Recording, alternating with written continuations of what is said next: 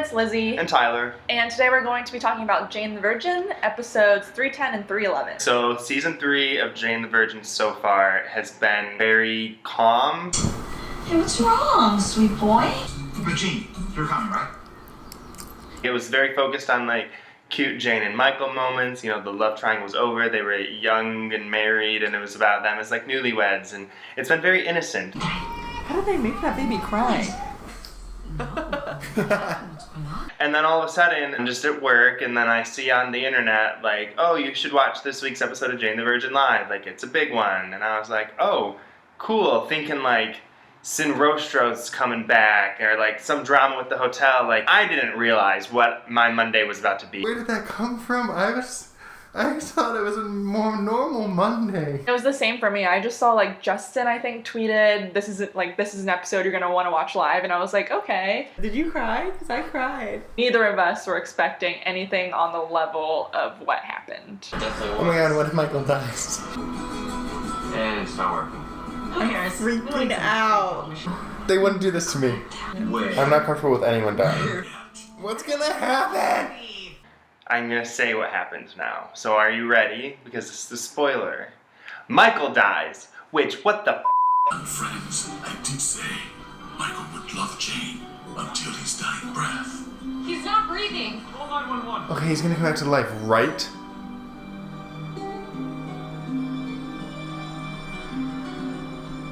Your husband's death was ultimately the result of his gunshot wound. Blood pressure spiked. Aortic dissection. We're so sorry. Are you serious?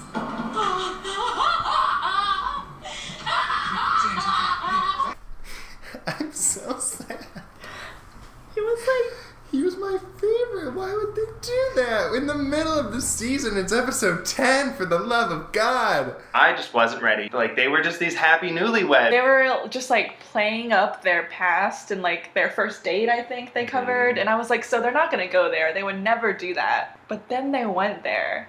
And it was horrific. Honorable mention to Gina Rodriguez, who continues to blow me away in literally every single episode of this show. Her crying was just so real. Like, it immediately made me tear up. It was just, it felt so real and it hurt. It was, I feel like, the first time I've watched a show that I loved and didn't really know in advance that something that big was going to happen. I had no idea that the show was about to change so much. Michael was just so perfect. But I think that's part of the reason why they had to kill him. They were going to get boring if they just continued with Jane and Michael being a happy married couple. Like, there's only so much drama you can get out of that. So I see why they had to do this. It was a big thing that was going on back in the finale last year when he got shot.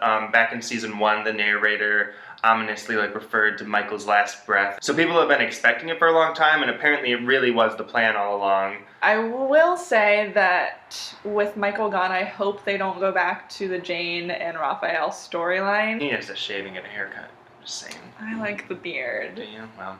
I like the messy hair. I don't know about So the you beard. like it? I like it. Yeah, I would hate it, but I really don't think they will. I'm sure they'll, like, maybe mess with it for a little bit. I know in this last week's episode, Jane mentioned, like, Raphael was her best friend, and I like that. I like the idea of them being friends. I hope that Jane's love life just isn't a thing. Like, I'm not ready for that, you know? Like, let her be single. So they do the time jump. I just wanted to point out that the signals for the time jump are Gina's hair changing and Justin getting a beard. That's, like, the big signals of 3 years passing. Yeah, no one looks different in any way, shape, or form. But that's sort of a thing that they've done all along. Like, the whole show, they'll, like, flashback. Zoe never changes. Zoe never changes. Same with Alba. Like, Jane as a small child in the opening scene of the show is, like, being scolded about virginity, and Alba looks exactly the same as she does. But Jane changes so much throughout the, like, flashes and stuff. But yeah, so they do the time jump. And I love the idea of the time jump. I agree that if you don't do the time jump, you either get bogged down in the story with depressing stuff of watching them all be sad, or you force them to move on unrealistically fast. I will say, it was rough as a viewer to jump into, like, these new storylines so quickly after his death. I think I could have used one more episode in between them before we really jumped into the time jump. It was all very good, and I know it was a good episode, and I'm excited for how it's rejuvenated the series, but I also, like, I have not mourned properly yet. I will say that I did love that this sort of little twist of Jane having written the book about her and Michael. I think she was writing Alba's story before, and then it changed. That was sort of the big reveal that it was a new novel about her and Michael, and I really liked that. Yeah, that was really cool. Let's talk about Jetra for a second. Hashtag Jetra. Hashtag Jetra. They are my favorites together. For a while in season 2, they were very good friends. Mm-hmm. And that hasn't really been touched on until 311, where, what do they say? They'd been spending one day a week together for like years now, and I loved that. I'm so happy they brought that back. Yeah, it was exactly what I wanted. Before the time jump, you left it with Petra was going to raise the twins alone because Raphael was going to jail, and then Jane was going to have to raise Mateo alone because Michael was dead. And so I thought this time jump was a perfect opportunity for them to like be like this power duo that like then helped each other raise their kids. So for the whole episode, I was sad that they didn't take advantage of that, and then the reveal was that they did. What do we think about Rose reappearing? Right?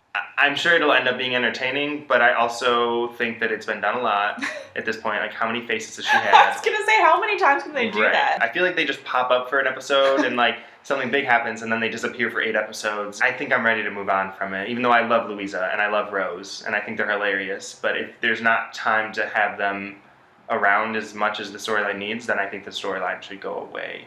What are they gonna do? Kill someone else? Like, no, but nothing worse can happen now. Like, Michael died, so kill everyone. I don't care. Whoa. Sorry. I know Michael meant a lot to people, and people are really upset about it, but this show has never the writers and the creator of this show have never given you a reason to doubt what they're doing. I think they have it all planned out. I trust them to tell a great story, and I know that Michael dying was part of it, unfortunately. All right, that's it from us today. We love this show. I think it's one of the best shows on TV. I definitely do. Yeah. Give us a like if you like this video, and we'll see you again soon. Bye! Bye. Does it look like I have a helmet on?